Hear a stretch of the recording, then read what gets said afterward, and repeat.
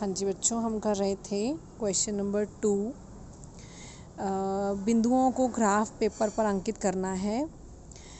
इसमें कि जो भी आपको निर्देशांक दिए गए हैं यानी कि कोऑर्डिनेट्स दिए गए हैं, पहले वाला x होता है, दूसरे वाला y।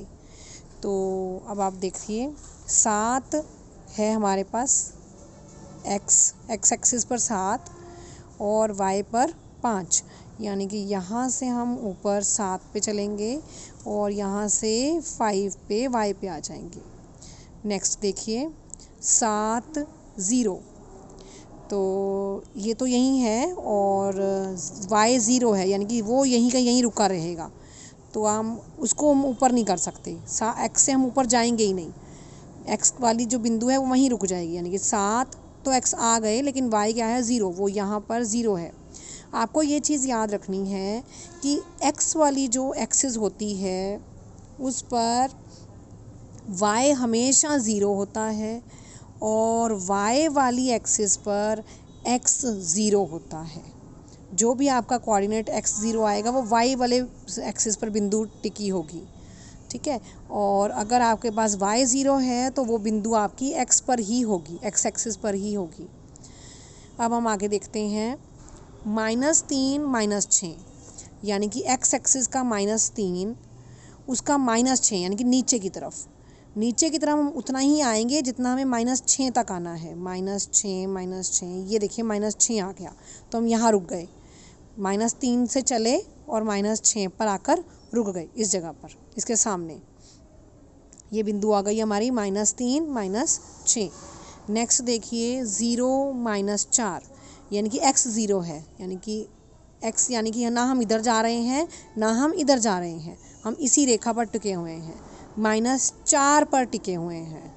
0 -4, x का मतलब होता है 0, यानी कि ना हम इधर आए ना हम इधर आए, और y का मतलब था -4 का, यानी कि हम नीचे की तरफ आए, -4। नेक्स्ट देखिए -6 -7, यानी कि x -6 ये है आपका। यहाँ से हम नीचे की तरफ आने शुरू हुए, माइनस की तरफ, -y की तरफ कितना आएंगे, -7 तक आएंगे। ये देखिए -7, बस यहाँ से रुक जाएंगे फिर हम।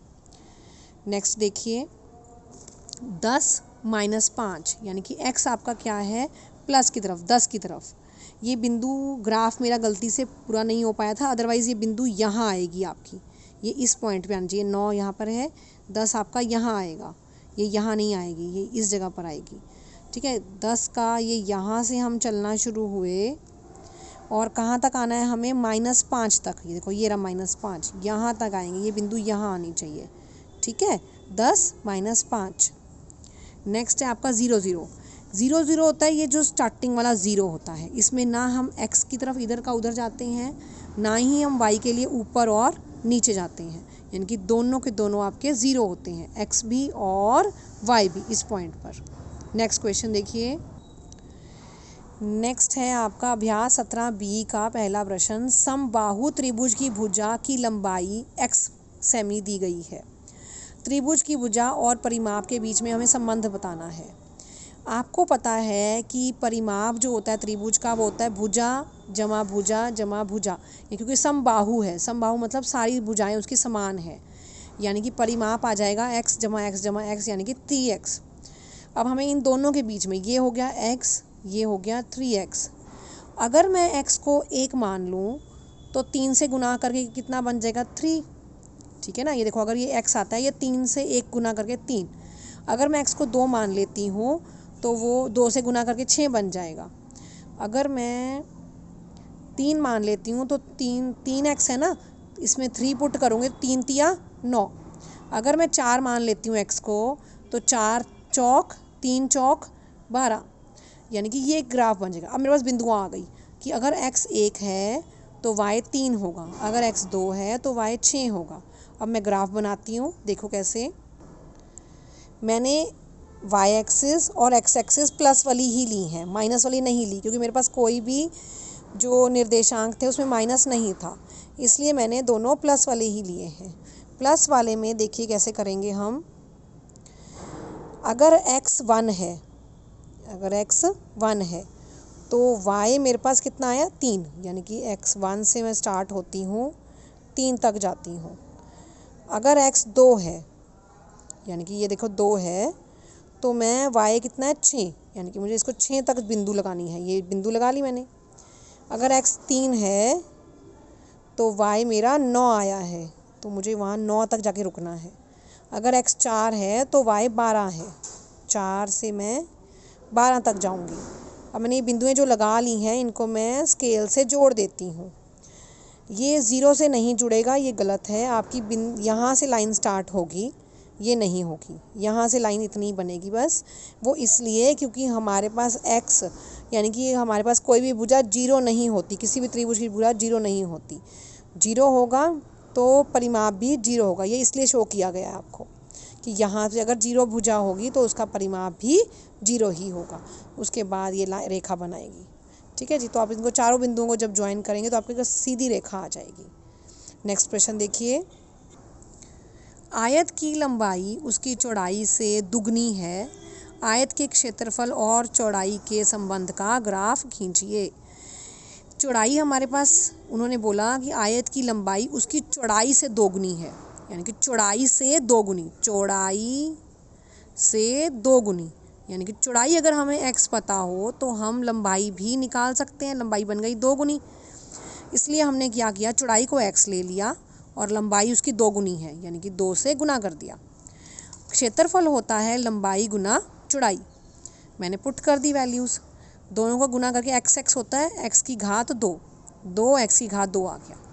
वैसे ही जैसे पहले प्रश्न में किया है, x को अगर मैं 1 ले लूँ तो देखो क्या आएगा, x 1 की गुना 2, यानी कि 1 एकम 1 को 2 से गुना किया जाए, 2 एकम 2।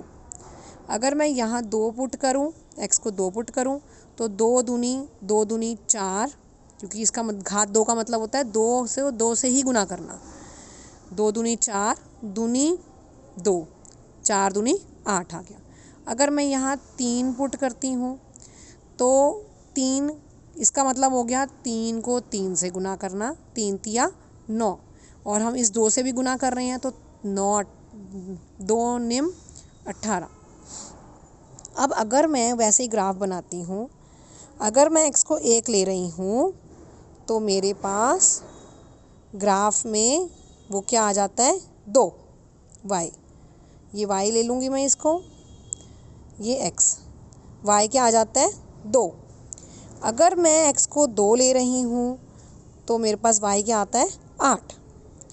अगर मैं x को 3 ले रही हूँ तो मैं y को कितना ले रही हूँ 18, यानी कि मैं 18 तक ऊपर जाऊँगी, y मतलब ऊपर जाना। ठीक है, अब मैं इन तीनों बिंदुओं को जोड़ देती हूँ, मेरा ग्राफ बन जाएगा। बच्चों आपको सिंपल ये देखना है कि x ये होता है, y ये होता है। पहले निर्देशांक में x होता है, दूसरे y उसमें दिया जाता है वो y होता है। x से हम उतना ही ऊपर जाते हैं जितना हमें y कहते हैं, y में दिया जाता है।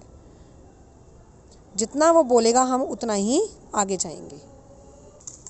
नेक्स्ट प्रश्न है, 200 रुपये का 3% वार्षिक ब्याज की दर से साधारण ब्याज और वर्षों में समय के संबंध का ग्राफ खींचिए। यानी कि हमें साधारण ब्याज और वर्षों के संबंध में ग्राफ बनाना है। पहले हम क्या करते हैं, हमें मूलधन पता है, ठीक है, प्रतिशत दिया गया 3%, यानी कि दर पता है, समय नहीं पता, समय x मान लेते हैं। जो चीज़ हमें नहीं पता होगी वो हम x मान लेंगे। ब्याज का फॉर्मूला आप लोगों को बचपन में ही कराया गया था, 5th क्लास से ही कर रहे हैं आप लोग। मूलधन गुना दर गुना समय बटा 100, PRT बटा 100। किसी बच्चे ने PRT पढ़ा होता है बटे 100, किसी ने मूलधन गुना दर गुना समय बटा 100 पढ़ा होता है। जो भी आपने पढ़ा है सबका मतलब एक ही होता है। हम उसमें वैल्यूज़ जो जो हमें पता है हम पुट कर देते हैं। मूलधन की मूलधन, दर का दर और समय का समय बटा 100। अब हमारे पास ब्याज क्या आ जाएगा, इसको काट लेंगे, 0 0 से कट जाएगी, 2 तिया 6, 6x, यानी कि अगर समय x है तो मूल ब्याज क्या आता है 6x। अब इन दोनों के बीच में ही हमें ग्राफ बनाना था, तो हम क्या करते हैं, x को अगर 1 लेते हैं तो इसमें अगर हम 1 पुट करेंगे तो 6 आ जाएगा। अगर यहाँ 2 पुट करेंगे तो 6 को 2 से गुना करके 12 आ जाएगा। अगर 3 पुट करेंगे तो 6 से गुना करके 18 आ जाएगा। अब मैं ग्राफ बनाती हूँ। कि अगर मेरे पास x 1 है तो मुझे कितना ऊपर जाना है, 6 तक जाना है। y क्या है मेरा 6, इसको हम y ले लेंगे, फिर ब्याज को उतना 6 तक जाना है। अगर मैं x को 2 लेती हूँ तो मुझे ब्याज का क्या करना है, 12 तक जाना है। अगर मैं 3 लेती हूँ तो मुझे ब्याज का 18 तक जाना है। अब आप लोग बच्चों देखिए कि हम जो इसमें ज़रूरत होती है 1 2 3 लेते हैं, इसमें हम उसी का पहाड़ा लेते हैं। ये आपको सेम पहाड़ा लेना है। y पे आपको सेम अपवर्त्य लेने हैं, यानी कि पहाड़ा सेम होना चाहिए। चाहे आप 2 का ले लीजिए, चाहे आप 3 का ले लीजिए, चाहे आप 4 का ले लीजिए। इसमें हमने 2 का लिया है। पिछले प्रश्न में देखिए, इसमें भी हमने 2 के ही ले लिए थे ताकि हमें याद रहे, हमें प्रॉब्लम ना आए। उससे पिछले प्रश्न में हमने एक और 3 एक का पहाड़ा ही ले लिया था, 1 2 3 4 सिंपल गिनती ले ली थी। अगर हमें ग्राफ पे बनाने के लिए जगह कम पड़ रही होती है तो हम 1 2 3 4 के बजाय हम कोई पहाड़ा उठा लेते हैं। चाहे 2 का ले लीजिए, चाहे 3 का ले लीजिए, जो भी हम इसमें 2 का पहाड़ा इसलिए लिया था क्योंकि ये सारे के सारे 2 के पहाड़े पर जाते थे, इसलिए हमने यहाँ पर 2 का पहाड़ा ले लिया था। नेक्स्ट देखिए, इस प्रश्न में हमने 2 का पहाड़ा लिया था, उससे पिछले वाले में 1 2 3 4 ले लिया।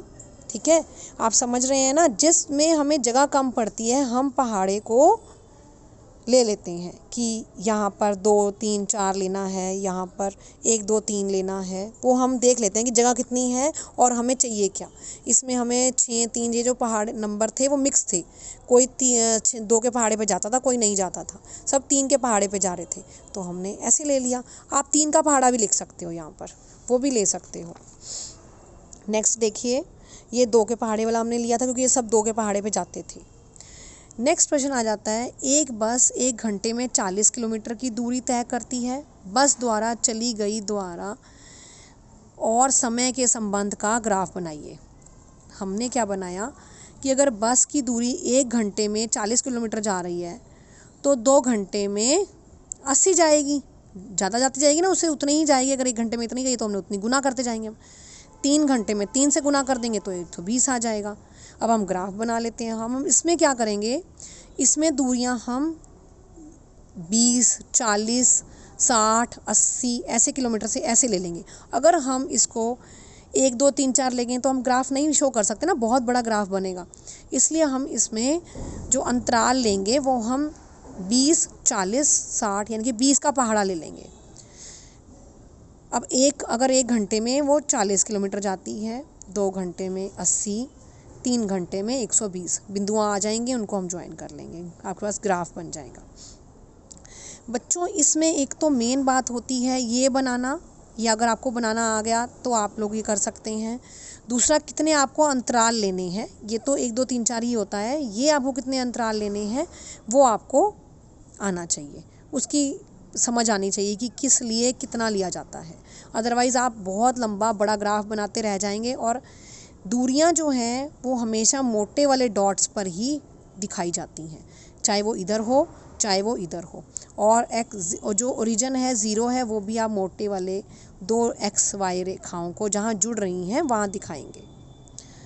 ये था आपका पाठ नंबर 17।